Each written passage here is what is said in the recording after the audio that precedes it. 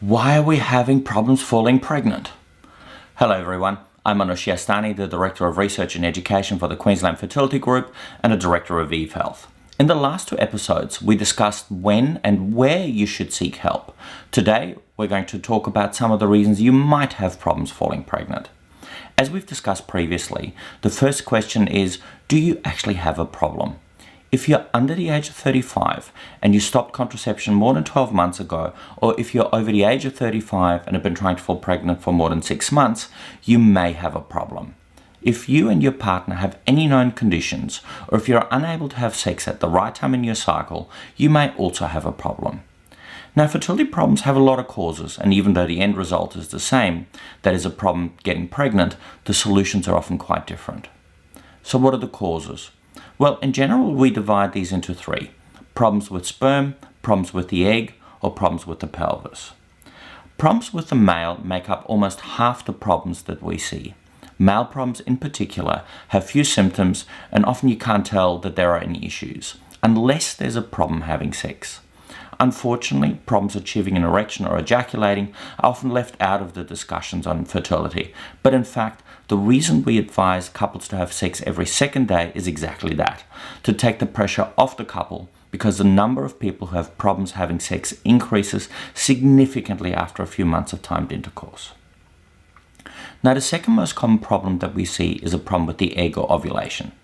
The biggest problem, of course, is egg quality, and the major cause here is age. As we've discussed previously, it doesn't matter how healthy you are, your chances of falling pregnant drop after 35, become critical over 40, and it's pretty much all over by 45. Unfortunately, there's little you can do about age.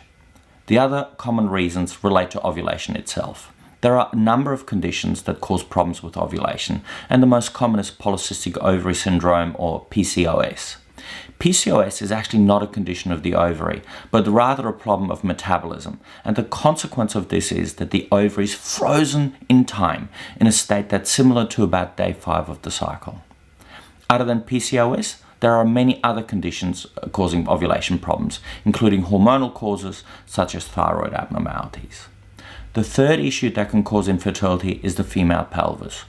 Obviously, sperm actually need to get to the egg. The fertilized egg needs to be transported back to the uterus, needs to implant and establish a pregnancy.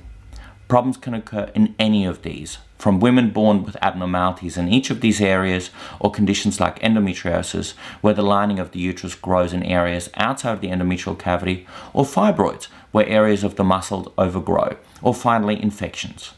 Chlamydia is one of the most common causes of infertility worldwide, and you may not even know that you've had such an infection. In the next few episodes, we will be talking about a number of these conditions, how we diagnose them, how they affect your fertility, and what we can do to manage them. Thanks for watching. I'm Anush Yastani, the Director of the Fertility Channel. Don't forget to subscribe to our updates and like us on YouTube. Thank you.